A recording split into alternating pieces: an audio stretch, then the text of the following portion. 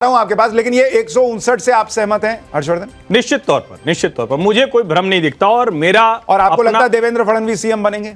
नहीं, देखिए ये थोड़ा रणनीतिक मसला है। देवेंद्र फडणवीस भारतीय जनता पार्टी में नेता के तौर पर बहुत महत्वपूर्ण भूमिका में हैं। नरेंद्र मोदी, अमित शाह, राष्ट्रीय स्वयंसेवक संघ, और इस बार का चुनाव जिस तरह से संघ एक तरह से कहें कि पूरी रणनीति में साथ रहा, देवेंद्र फडणवीस ने कई बार जिक्र किया, तो उनकी भूमिका महत्वपूर्ण। लेकिन मुख्यमंत्री पद का चयन रणनीतिक होता है, ये मैं लेकिन देखिए हमारे सर्वे में ये बड़ा चौंकाने वाला है। तहसीन देखिए, मोबाइल देख रहे हैं, जहां कांग्रेस 116 पे अटकी अपना मोबाइल में बिजी हो गई। ये कोई बात है? ये बात बाकी एग्जिट पोल्स देख रहा था। अच्छा देखिए, हमारे सर्वे में एकनाथ शिंदे मुख्यमंत्री बने, ये 32.5% लोगों ने कहा है। उद्धव ठाकरे 22.1%, देवेंद्र फडणवीस उसके नीचे हैं 18.7%, और नाना पटोले 7.2%।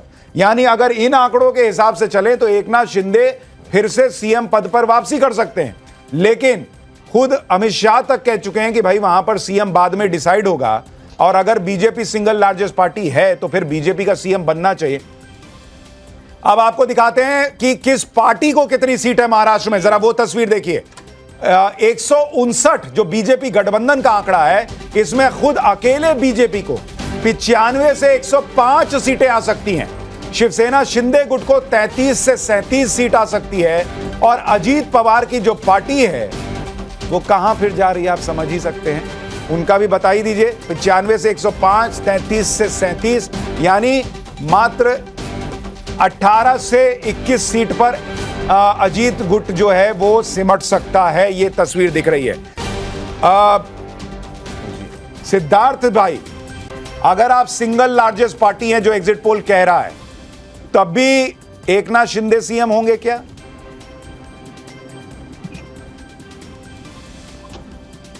देखिए सुशांत जी, आपके आंकड़े जो बता रहे हैं उसमें एक बात तो स्पष्ट हो गई कि 50% से ऊपर लोग महायुति गठबंधन, बीजेपी प्लस गठबंधन का ही मुख्यमंत्री चाहते हैं।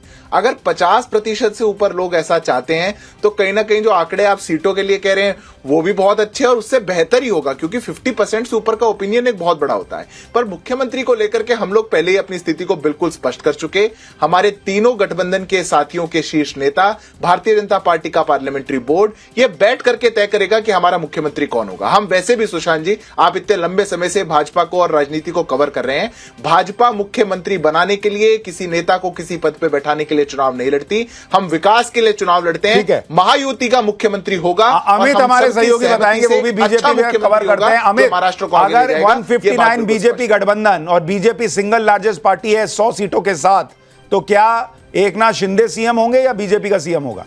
देखिए सुशांत, मुझे लगता है कि इस पोजीशन पे अगर आई है एनडीए के बारे में कि भाई वो लगभग 150 सीट आ रही, तो उसमें बहुत बड़ी भूमिका अगर किसी की रही तो वो एकनाथ शिंदे की। अगर आप 5-6 महीने पहले चले जाइए तो वहां पे एक निगेटिविटी था, कहीं ना कहीं जो जिस तरह से पार्टी टूटी, चाहे शिवसेना टूटी चाहे एनसीपी, इन दोनों में बीजेपी की भूमिका को लेकर वहां पर लोकल बहुत नाराजगी थी। लेकिन धीरे धीरे जिस तरह से एक सामान्य जो ये एकनाथ शिंदे की, अगर आप भाई ये लाडली योजना सब तो बात की बात है, लेकिन जिस तरह से उन्होंने उनकी एक मुख्यमंत्री के तौर पर जमीन पर जुड़े हुए उनकी भूमिका थी, उन्होंने एक पूरे एनडीए को लीड जिस तरह से किया, मुझे लगता है कि आज ये अगर पॉजिटिविटी जो एक निगेटिव थॉट के साथ एनडीए को लिए जा रहा था करीब 7-8 महीने पहले, 6 महीने पहले, उसको पूरा पॉजिटिव में बदलने की एक जरा रिएक्शन हमारे महाराष्ट्र के रिपोर्टर से भी ले लेते हैं। शिवानी, एग्जिट पोल कह रहा है बीजेपी गठबंधन की सरकार।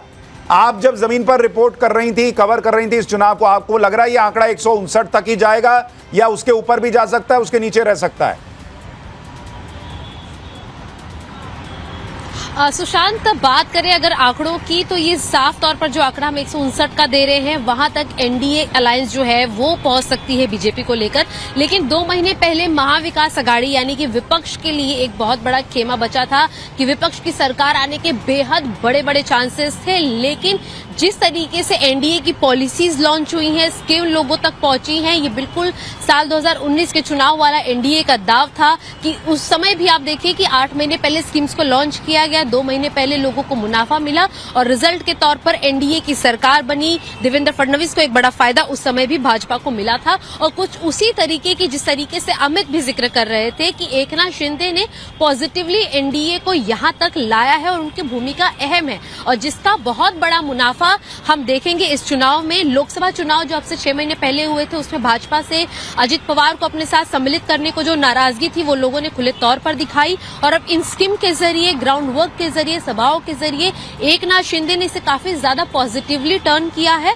वोटिंग आपको मैं बता दूं महाराष्ट्र के अगर आंकड़ों की पुराने ठीक है, मैं उस पर आऊंगा। एक मिनट राकेश इस आंकड़े से आपको जमीन पर जो आपने देखा उससे कंपैरिजन कीजिए और एक बात ये भी बताइए कि अगर 159 है बीजेपी गठबंधन और बीजेपी 95 से 105 है तो क्या अजीत पवार जो है वो थोड़ा ब्लैकमेलिंग वाली भूमिका में रह सकते हैं कि हमको ये दो वो दो, नहीं तो हम निकले हम चले, तुम देखो अपना?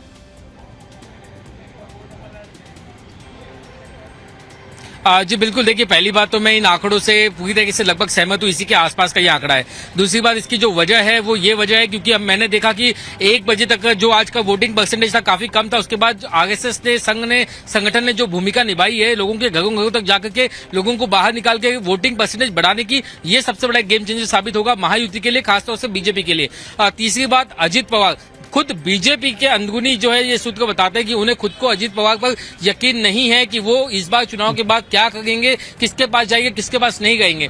वहीं दूसरी तरफ जहां तक मुख्यमंत्री का सवाल है, एक बात ये भी सुनने में आ गई कि अगर बीजेपी 100 का आंकड़ा पार करती है तो आपको यहाँ पर राजस्थान या मध्य प्रदेश का पैटर्न देखने मिल सकता है। कोई एक नया चेहरा जो इसको मुख्यमंत्री बनाया जा सकता है। सुशांत, अतुल आपके हिसाब से?